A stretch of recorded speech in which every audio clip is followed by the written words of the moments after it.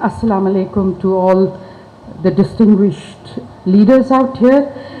I have to say, Gohar Ijaz Saab, agar aap na aate to hum yahan na aate.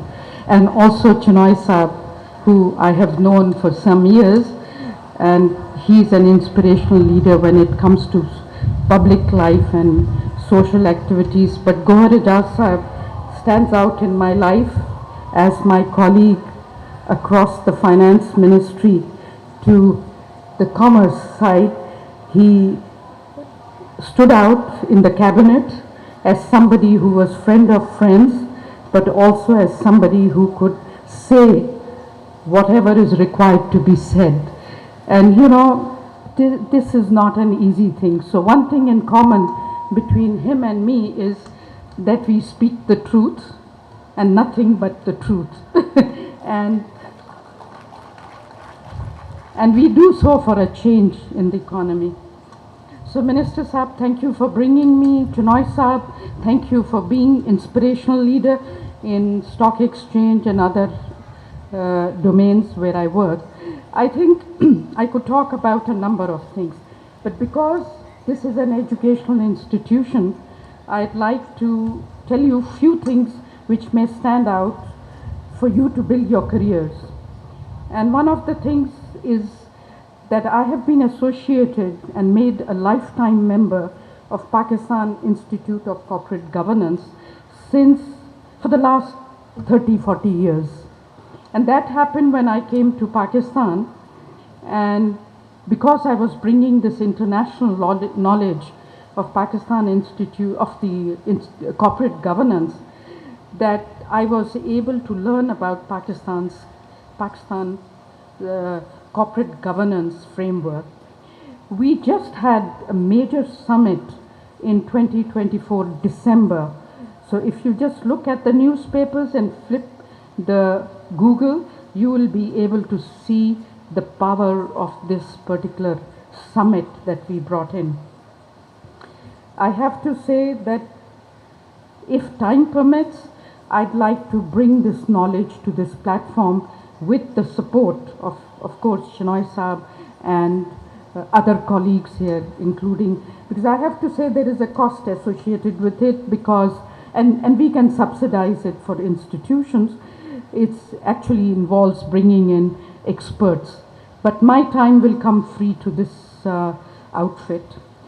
Second, I have to say there's another very important moment in my life when Minister of Planning one day called me in my office, which is Iqbal Saab, who's actually the current minister, and he said, Shamshad, can you send me your CV? I have decided to honor you with Nishan-e-Imtiaz.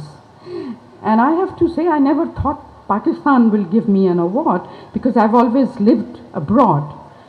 And Planning Minister said, I want a short, succinct, and I have to say getting an award from Pakistan is different from the international awards that I have gotten in finance and whatever areas.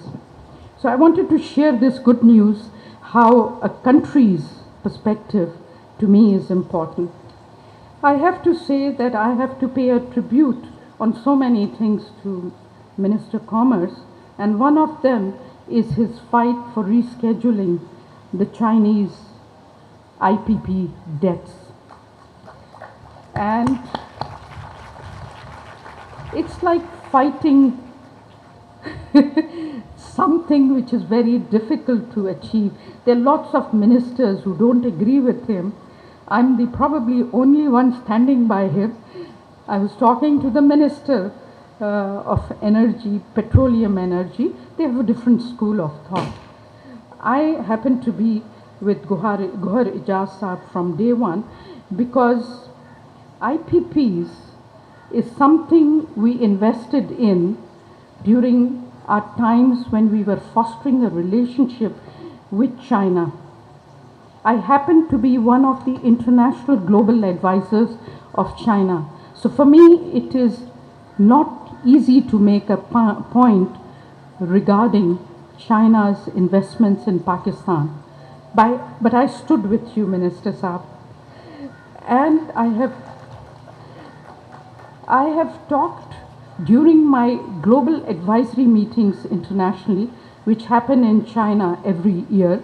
I have been always invited by the foreign minister and the economic ministers. I have made the point in a corner with them. I think they understand our dilemma, and they are going to be addressing and supporting us if our government gets its head right. And for that we have Gohar Ijaz Saab. So IPP's debt, the China-Pakistan is now entering into the second phase of China-Pakistan corridor, which is got to kickstart the second phase of this corridor. There's a huge amount of investment by China on different initiatives. I don't have time to talk about each of them, and I think it is pretty far-reaching for this country. And now they are entering into a second phase. Pakistan now needs foreign funds of almost over 3 billion plus 7 billion of IMF program under the extended fund facility, which you must have read, which is really an investment we need to make to get this country moving. Extended fund facility is something you as student need to know, because Pakistan has borrowed for several years IMF programs, and we are now counting, at least some of the politicians think that this may be the last one. But I have been hearing that for 30, 40 years, and it isn't the last one. And some of us know how painful this is, because it comes loaded with conditionality. Now, the IPP's debt, with its extended tenure of 5 years, really extends from 2036 to 2041. Even if you don't remember these numbers, you can find them very easily. And if you need, I'll be happy to come back to the school to give you the whole history and framework for it, because as students, you should know how to avoid this for future. Repayment of Chinese IPPs, which Gohar Ijaz is single-handedly fighting, is at 15.4 billion till 2036.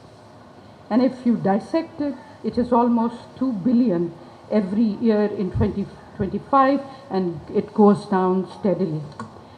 So amongst the several things on which I'm analytically working from the student's point of view, the borrowing burden of Pakistan, the track of lack of effective implementation, and the issues surrounding when we sit in the government corridors with Commerce Minister and I as Economic Minister coordinating what we call ECC.